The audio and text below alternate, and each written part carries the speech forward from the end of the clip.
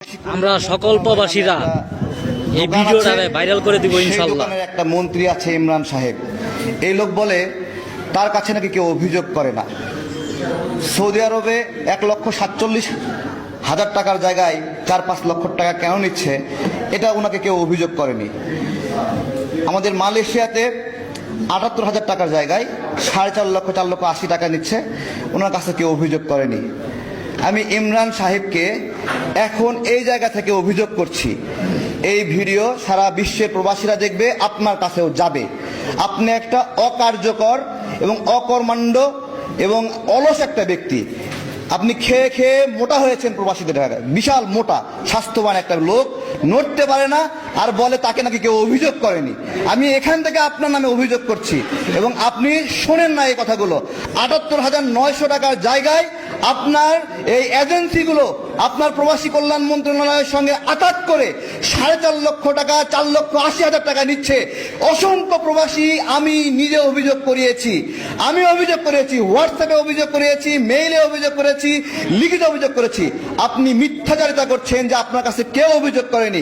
আমাদের কাছে তো অভিযোগ আছে যে এইখানে রাষ্ট্রের গুরুত্বপূর্ণ নির্বাহী তার আত্মীয় স্বজনরা জড়িত, যেই কারণে এইখানে আপনারা হাত দিতে পারছেন না। যখন বিমান ভাড়া বৃদ্ধি হয়েছিল, এখনো সেই বিমান ভাড়া কমেনি, তখনও একই অভিযোগ করেছিলেন যে আমরা তো এটা পারছি না, বা আমাদের কাছে কেউ অভিযোগ করেনি। আরো কিভাবে অভিযোগ করলে প্রবাসীদের অভিযোগ হিসেবে পরিগণিত হবে, আমি আপনাদের কাছে বলে রাখছি।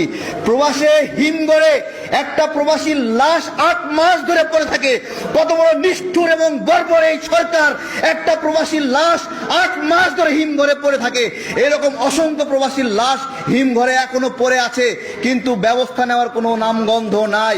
ইরাকে প্রবাসীরা নিয়মিত অপহৃত হয়, আমরা অভিযোগ দেই, তারপরে এরা বলে তাদেরকে কেউ অভিযোগ দেয় না।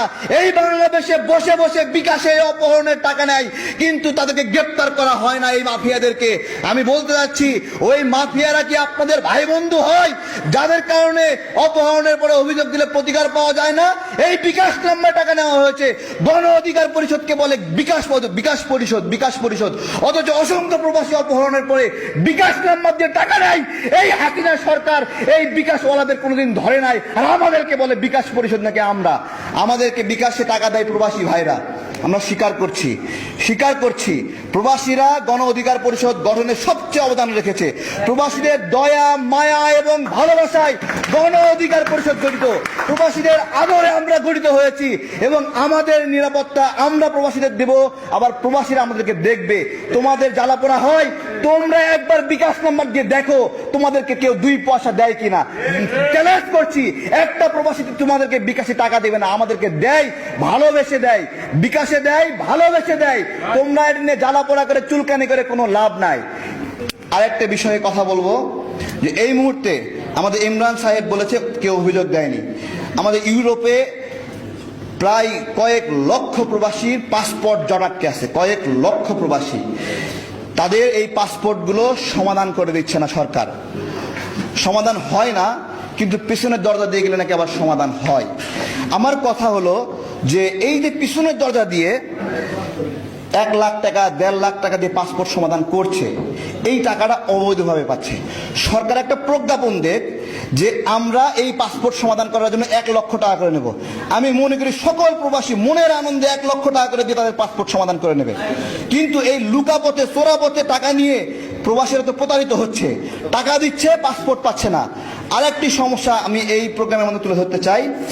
এই মুহূর্তে মালয়েশিয়াতে কয়েক হাজার বাংলাদেশি নাগরিক গ্রেপ্তার হয়ে আছে। তাদেরকে আইনি সহযোগিতা দেওয়ার জন্য কেউ নাই এই মুহূর্তে, এক্স্যাক্টলি এই মুহূর্তে আজকে যখন কথা বলছি। এবং এইখানে প্রবাসীরা মালয়েশিয়া যাচ্ছে বাংলাদেশ থেকে, ভুজুম ভাজুম বুঝায়ে বিশাল ইনকামের লোভ দেখায় এখান থেকে 4.5 লাখ টাকা করে মালয়েশিয়াতে নিচ্ছে। এই 4.5 লাখ টাকা আমার প্রবাসীরা কয় দিনে উপার্জন করবে আমি প্রশ্ন করছি। আমরা তো যে ইনফরমেশন পাচ্ছি, তাদেরকে নিজে আটকে রাখা হয়েছে, ঘরের ভেতর রাখা হয়েছে। এবং প্রবাসীরা টিভিতে বক্তব্য দেয় তারা সরকারি খরচে 78,000 টাকা এসেছে। পরে আমি জিজ্ঞাসা করলাম, ভাই এই বক্তব্য কেন দিলেন? বলে আমাদেরকে ভয় দেখিয়েছে যে আমরা যদি এই বক্তব্য না দেই আমাদেরকে দেশে পাঠিয়ে দেওয়া হবে। তাহলে কত বড় জোচ্চুরি আপনারা চিন্তা করতে পারেন। এই সমস্ত অন্যায় নিপীড়নের আজকে সমাপ্ত হোক। বাংলাদেশ প্রবাসী অধিকার পরিষদ তৃতীয় প্রতিষ্ঠাবার্ষিকী উপলক্ষে আমার আবেদন যে সারা বিশ্বের প্রবাসীরা আপনারা এতদিন একটা অভিন্ন মঞ্চ পান নাই, গণ অধিকার পরিষদ একটা অভিন্ন মঞ্চ গঠনের সুযোগ দিয়েছে আপনাদেরকে। আপনারা সেই প্রবাসী অধিকার পরিষদে যুক্ত হয়ে প্রবাসীদের কল্যাণের জন্য, অধিকারের জন্য কথা বলবেন নাকি যুক্ত হবেন না, এটা আপনাদের প্রতি একটা প্রশ্ন। যে এর চেয়ে বিকল্প উত্তম আর কোন পরিষদ আছে কিনা প্রবাসীদের, যেই পরিষদ প্রবাসীদেরকে নিরাপত্তা দিতে পারে? নাই।